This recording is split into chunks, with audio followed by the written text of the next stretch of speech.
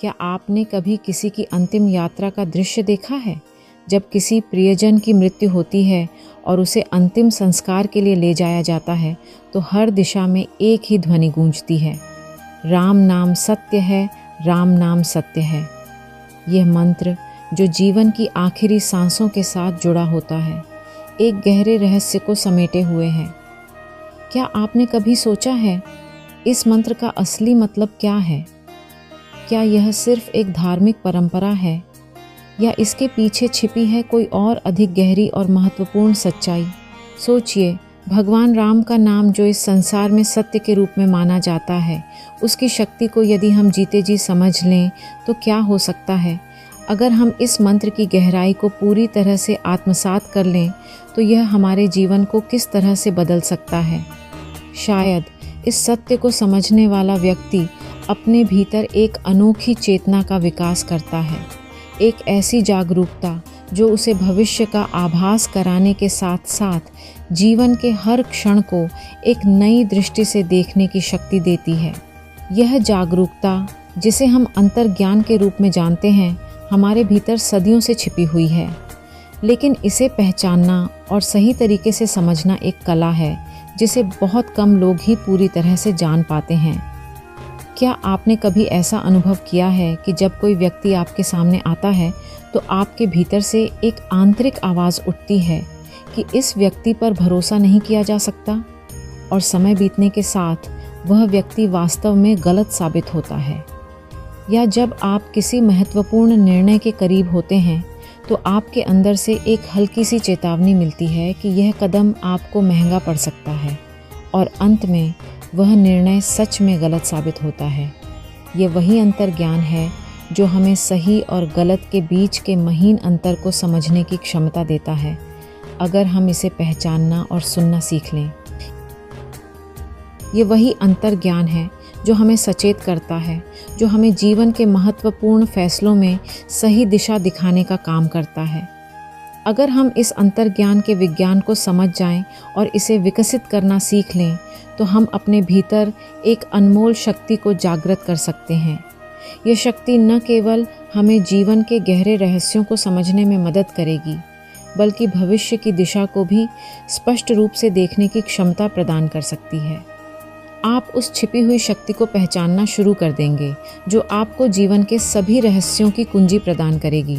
यह शक्ति जो भविष्य के संकेतों को पहचानने की क्षमता देती है, आपके भीतर पहले से ही विद्यमान है। शायद यही वह गूढ़ सत्य है जिसे हर कोई समझ सकता है और अपने जीवन में लागू कर सकता है। और अब अगले कुछ क्षणों में मैं आपको एक ऐसी दुनिया में ले चलूँगी जो आपकी सामान्य समझ से परे है। मैं आपको कुछ ऐसा सिखाने वाली हूँ जो आपको साधारण से अलग और विशिष्ट बना देगा। तो चलिए अब हम कुछ बातों पर ध्यान केंद्रित करते हैं। राम, नाम, सत्य, ये 4 शब्द साधारण नहीं हैं। हम सभी जानते हैं कि भगवान राम का नाम सत्य है, लेकिन एक पल रुकिए और सोचिए, भगवान कृष्ण भी तो अवतार लेकर आए थे और वे भी सत्य हैं। अन्य देवता और देवी भी सत्य हैं। फिर ऐसा क्यों नहीं कहा जाता कि कृष्ण का नाम सत्य है या विष्णु का नाम सत्य है? क्यों केवल राम का नाम ही सत्य है कहा जाता है? इसमें क्या गूढ़ रहस्य छिपा है? क्या ऐसा कुछ है जो हमारी समझ से परे है? इस रहस्य की कुंजी राम शब्द में छिपी हुई है। राम का उच्चारण मात्र साधारण नहीं है, यह स्वयं में एक गूढ़ तांत्रिक शक्ति है।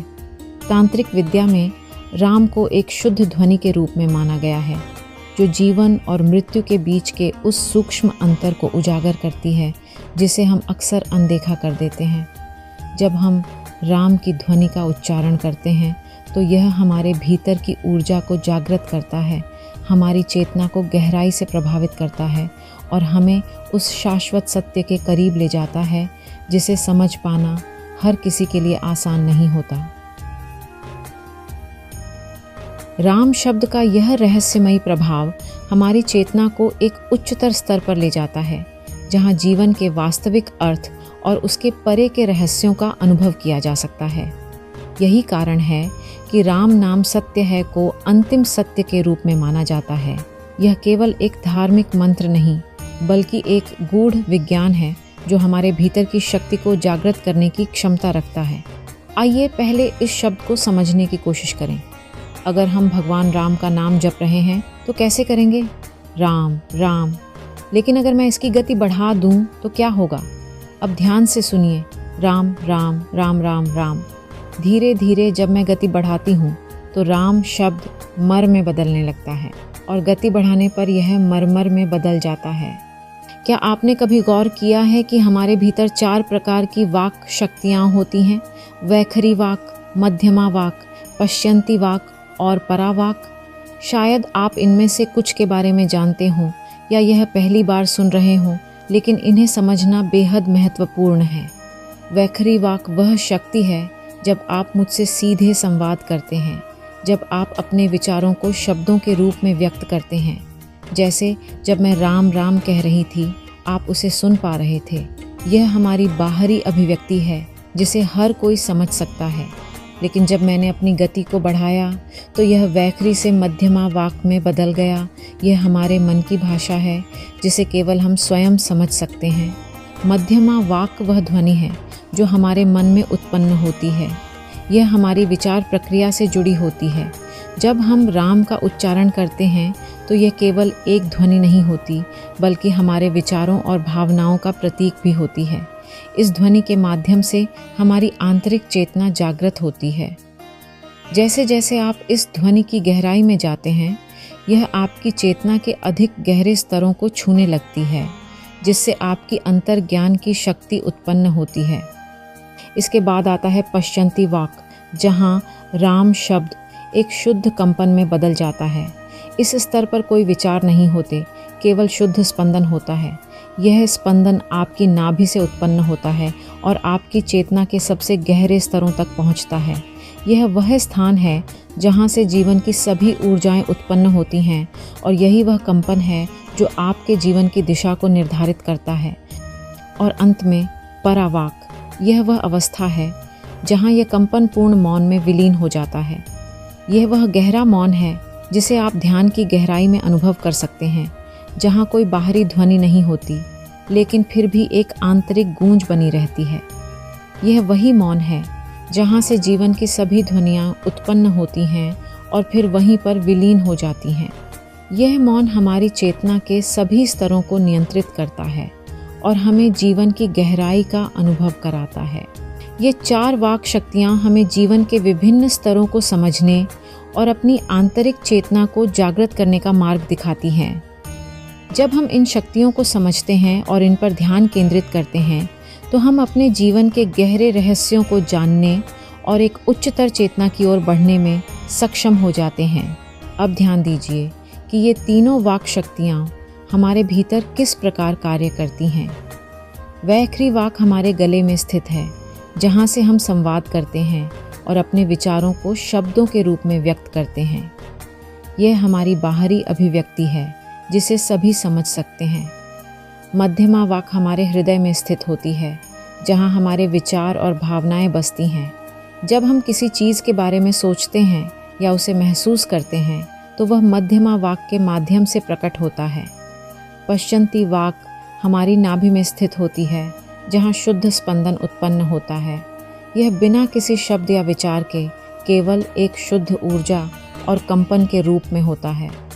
लेकिन इन तीनों को संचालित करने वाली शक्ति परावाक है, जो हमारे अस्तित्व की मूलभूत शक्ति है। यह वह शक्ति है जहाँ से जीवन की सभी ऊर्जाएं उत्पन्न होती हैं और फिर अंत में उसी में विलीन हो जाती हैं।